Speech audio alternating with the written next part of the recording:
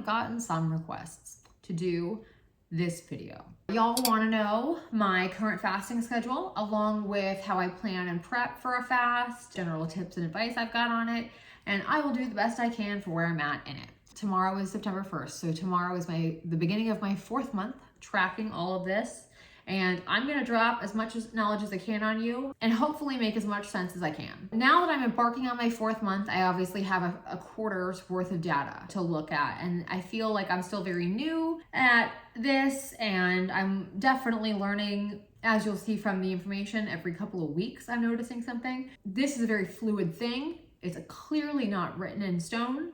I'm just doing the best I can as I go along, as I learn all that stuff. I'm doing this for my hormonal health and balance, along with sustained and continued weight loss. I had gained a lot of weight because I had hormonal issues. Long story short, that I've explained in tons of other videos. It took me 2.5 years to get a doctor to take me seriously, and along that journey, I gained 43 pounds on my 5'4" frame, and that really sucked. So I've compiled the data that I've tracked since the beginning of June, and here's what I've learned. I started June, this is wild. So like, if you wanna get into like everything else, go watch my Truth Appetite videos, my hormone health videos, all that kind of stuff. This is fasting, but I wanna give you some like really concrete, like, here's what's up. So in June, over the entire month, I lost 11 pounds, 10.8 pounds to be exact. Right? I don't think I went above 18 hours, oh wait, Lipizzaci, sorry. I don't think I went above 18 hours that whole month in terms of fasting. So that was obviously was the first whole month that I had fasted and tracked it. And let's talk through the fasting numbers. So I'm gonna post these and I'm gonna read these out for you. 12 hours, 12.75, 12.5, 13.5, 13, 12.75, 12.75, 15.25, 12, 12, 13.5, 13, 13, 13, 13, 15, 14, didn't track, 18, 14, 14, 17.5, 13.75, 12, 13, 14, 13.5, 14, 13.5, 12.5. So you can tell there was definitely a window that I tended to stay in. But despite that, I was dropping. So that was great. That was an 11-pound range that was still above where I'd like to be, like where I'd like to hang out weight-wise. So then I figured, let's dial this up, especially as I'm losing. I gotta, you know what I mean? Like the more you lose, kind of the harder it is to lose it. So come July, 14, didn't track, 15, 17, 12.5, 14.5, 14.5, 13, 15, 13, 16, 13.5, 16.5, 14, 13.5, 15, 14.5, 16, 14, 15, 20, 14, 14.5, 16, 16, 15, 16.5, 10.5, 15, 25, 14. So you can see that the average of those numbers has gone up. Like my fasting window average has gone up, but I still managed to lose 8 pounds. I basically ended July at the higher point of where I was pretty comfortable, like pre all the hormonal weight gain. I was at the higher point of where I was fine. I fit into my clothes, all that kind of stuff. So now I was like, cool, because for me, you know, I had gained that weight over 2.5 years. Like I own clothes in the size that I was, in the size that I'm at now. So now it's like, okay, can I get even more comfortable in them? Can I get into the smaller clothes for when I, was this weight and lower, right? So thus begins August. 15, 20, 19, 14.5, 15, 12.5, 16.5, 15, 26, 16, 13, 15, 16, 19, 15, 17, 18, 13.75, 19, 12, 13, 21, 15.5, 21, 14, 15, 13, 13.5, 20, and 36 is today. Today's the 31st of August. So 11 pounds down in June, 8 pounds down in July, 8 pounds down in August. Now, obviously the fasting window with that has widened, has gotten bigger, but as I lose weight, that makes sense. I'm also learning more about fasting, how to eat for fasting, how to set yourself up, make sure that you're all right, all that kind of stuff. Let's talk about how I approach it. So I don't overthink this at all. It is very simple for me. I just go based off of how I feel. So it's very intuitive. I don't fast aggressively on days that I feel particularly hungry. I do on days that I can. So I will say, as I get lower and I'm specifically targeting fat loss, I want to go like 36 hours is typically what they quote you for a fat loss fast. So it was a goal of mine this week to do my first 36-hour fast. Now, I want to talk about the difference between like how I approach a shorter fast versus a longer fast. A shorter fast for me is sub 18. A longer fast for me is 24 and up. Sub 18 is easy for me to do. Really it is. It's mainly about a timing thing and if it fits into the day. I have no problem going longer usually. Obviously, if it's one of those days where I just really am needing something, I listen to my body and I eat whatever, or eat or drink whatever it is, right? I really approach, if anything, I approach my calendar. Hey, can I make this work? So if a kid's got something later on in the evening, if you've seen in my other videos, like, you know, I hate eating late. It really, really does not agree with me. So I will skip dinner or we'll eat early. And then that buys me time. Something like that. It's pretty much like that. And then if I go longer, like the 36-hour one I just did, the best advice I can give you is time it in a way that stings the least. So I approach that with sleep. I started my fast, today is Thursday. I started it Tuesday night at 7 o'clock.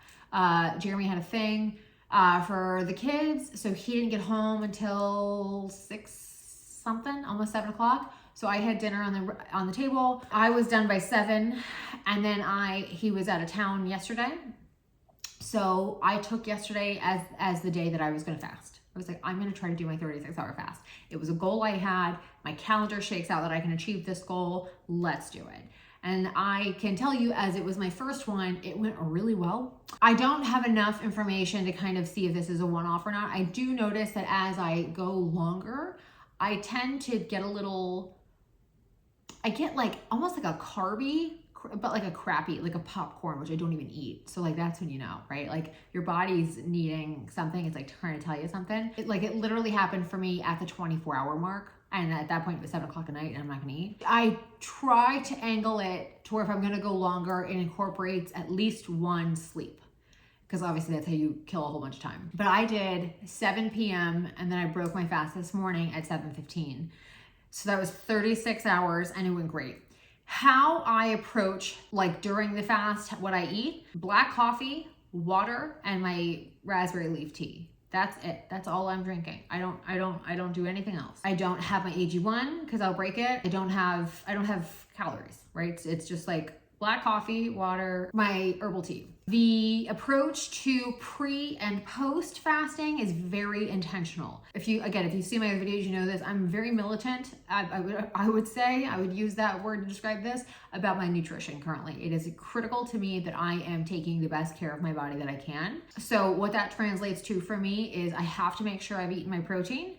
I need to have something with like some digestive enzymes, something fermented, something like that every day. And I need to make sure I'm having adequate fat. I tend to not prioritize carbs, but what I will say to you is if I want a carb, I'm very strategic with the carb. I eat intelligently with carbs. So for example, today I completed a 36-hour fast and I noticed when I was taking my shower, I was like, oh, I could go for lunch. I'm gonna want lunch today, which is pretty rare for me. It's usually like twice a week, maybe. So what I do for that, so I make sourdough bread every week with einkorn flour, which is a higher protein, higher fat flour. It's the only wheat varietal that hasn't been hybridized. So it typically comes out of like Italy and places that have much higher food standards than the United States do and protected soil. So I'll have that, and I had honey mustard on it. I had what did I have? Sauerkraut, and like a fresh mozzarella and calabrese. So protein, fat, fermentation, and then honey mustard, which, you know, delicious. It was good. But that's been my go-to for a couple weeks now. easy to put together, but it checks the boxes that I wanted to check. When I break my fast, I always break it the same way, which is, and this is how I literally start every day that I'm gonna consume food. I have an AG1 in the morning, and then pretty much almost immediately follow it with my coffee, which is a protein coffee, which is essentially just espresso, milk, and protein. I use the Ghost Cinnabon protein powder. I'll link below. And then my milk, I buy very intentionally. I buy A2A2 whole raw cow dairy from a local farm that I get as much of our animal proteins from as humanly possible. They do a beautiful job. So it's a local farm that I support, and they are just, I love them. They do such a good job with their animals. I'm very proud to support them. But that yields me a milk with digestive enzymes in it. It agrees with me perfectly well. I have no problems with it at all. I trust them. It's fine. So that checks several boxes for me though. It makes sure I've had good fat, I've had good protein, and I'm set up for success with my gut health. You know, I'm feeling great. So that's a daily thing, as is the AG1. If I'm breaking it fast, that's how I'm doing it. For dinner, mainly it's low carb. I do make exceptions because I'm a human. Like we tend to go out with friends typically about once a week for dinner, and sometimes more. I try really hard to keep my shit together 5 to 6 nights a week, dinner-wise. Tonight, we're going to our favorite Tex-Mex spot, and I'm gonna get me some grilled beef tacos. Oh my God, they grill the tortilla. It's ground beef. I'm fine with that. I can't finish the plate. I don't eat the beans. I don't eat the rice. I don't do that. I mean, I can have maybe one drink because that shit is strong and I'm a lightweight now, but you get my point. I say this in an effort to get you to understand that like, as much as I pay attention and I'm like on it, I don't make it painful or sucky for myself. You know what I mean? If we're going out, we're going out. I'm gonna have a good time. I'm not gonna be a stick in the mud. You don't wanna be a martyr, like that kind of stuff. So I make educated decisions, but I also live. And especially when we're going to this place, because good God, those tacos are good.